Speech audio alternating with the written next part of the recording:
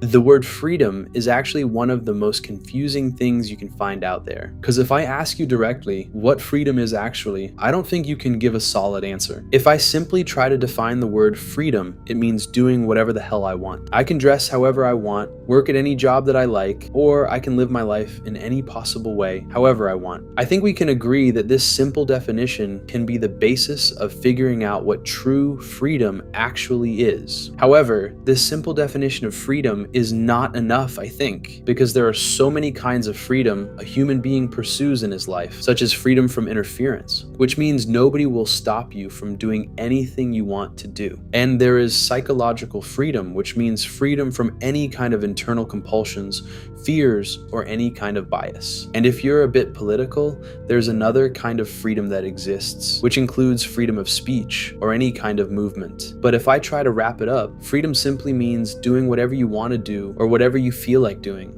Well, that could have been the simple definition, but it's a little bit more complex. Because if I ask you this question are you free? I think you'll not be able to answer the question confidently. Because every human being wants to be free, right? Every human being wants to do things they like without any kind of interruptions or any kind of obstacles. So what's the matter actually? Why almost everyone thinks that they're not totally free? Like, I guess you don't want to work anymore at your hectic office and you want to play video games all day, but that's not totally possible because you have bills to pay. So this is an issue of money. If you had a lot of money, you could have achieved your kind of freedom. But this is not that simple. A rich guy also feels that he's not totally free.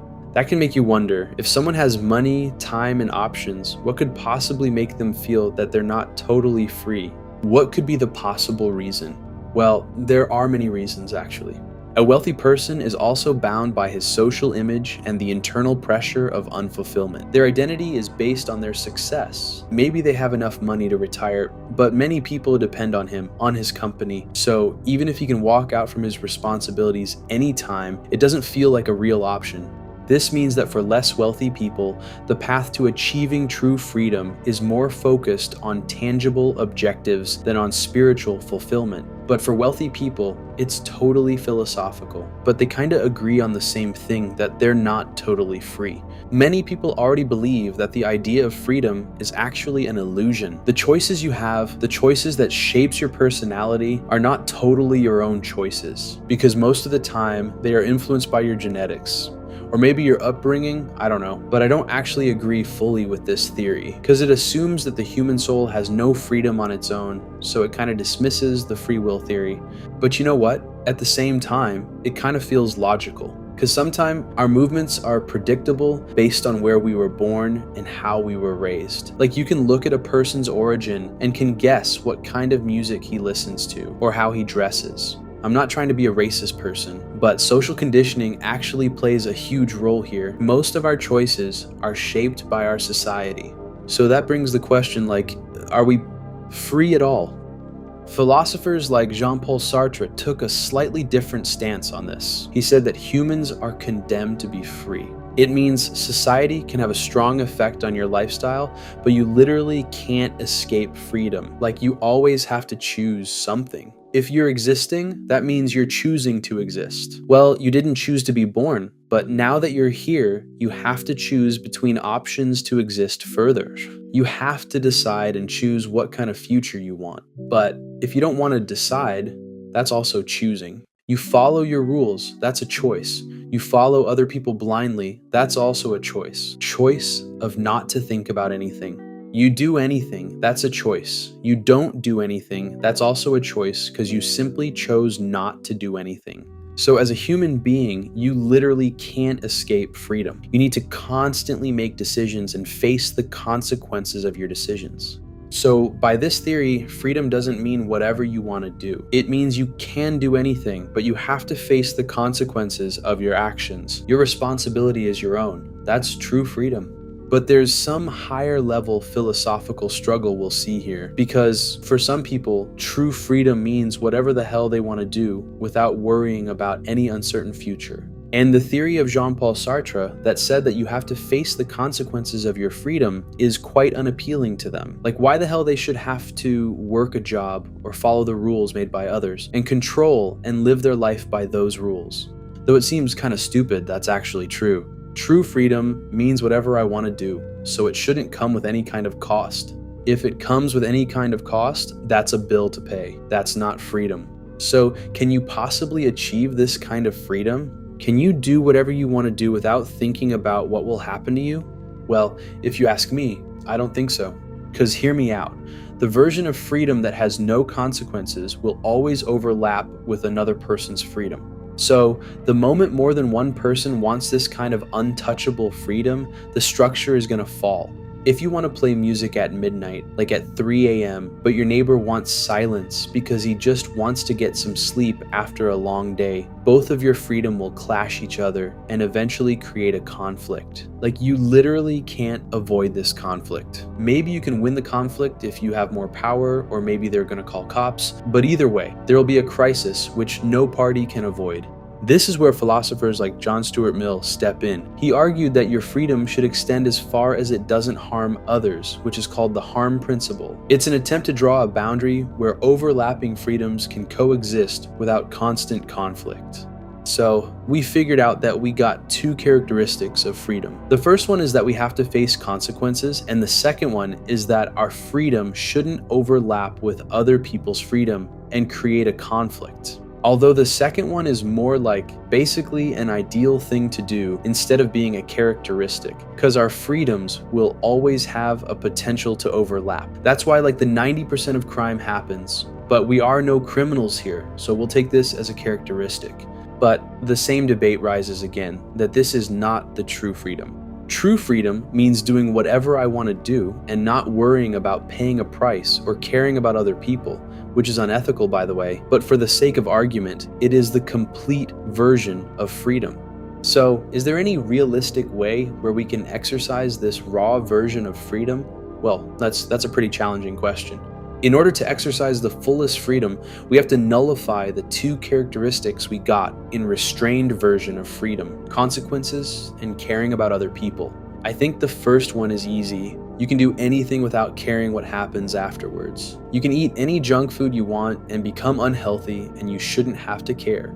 Or maybe you can choose not to do your job the right way and being careless in office, which will eventually get you fired, but you can totally ignore that.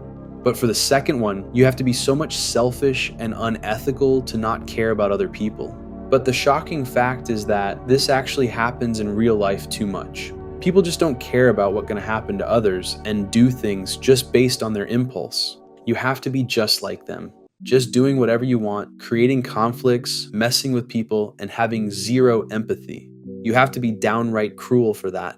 But the funny thing is, you'll have to face consequences for that too. If you cheat with people or exploit people, they will never be with you. You'll be totally alone. But that's the minimum damage. They can even organize an action against you. You'll face people who will want revenge or who are unhappy with you being around. If you are a cruel dictator who doesn't care about his people and does corruption and whatever the hell he wants, the masses will eventually unite to protest against you, and it'll be hard for you to exercise your freedom to the fullest. So that means you can't exercise your full and total freedom without people constantly interrupting you, because your freedom always involves other people losing their freedom. So every force in this world will try to cut your wings and not let you be free. Okay, that was kind of poetic, but does that mean the true enemy of freedom is other people? So you just have to eliminate other people to be fully free? Well, if that's what you want, then is it actually going to be true freedom? There'll be no people, no society, no masses. You are on an empty planet. You can totally do anything you want, and no one will judge you and no one will interrupt you because there's literally no one present to see your actions. But I don't think that's the effective solution, because humans are social creatures. So it's definitely going to happen that you're going to feel alone in this cruel isolation and with a package of complete and total freedom.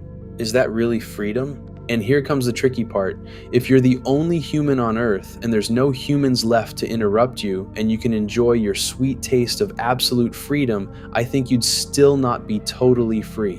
Why? Because you're no longer constrained by society or masses, but you do have to think about nature, or maybe the scarcity of tools and maybe even your own physical limits. Like maybe you wanted to walk outside, but there's heavy rain around so you can't walk. or maybe you don't even know how to catch a fish, or you can't build something, so who's going to feed you or who's going to help you live comfortably? Even if you're a very good craftsman, limited tools will get you nowhere, and plus there's the loneliness. So that means you're still not totally free.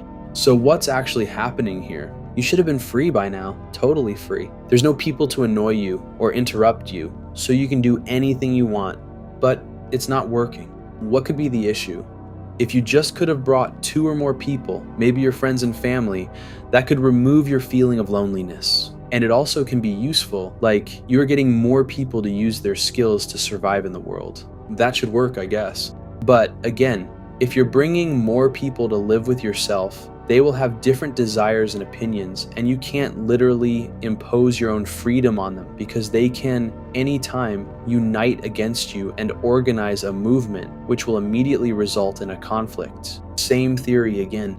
So, in all of this yapping, we tried all of the things we could to find a way where we can possibly enjoy freedom without any kind of restrictions or consequences and completely doing whatever we want.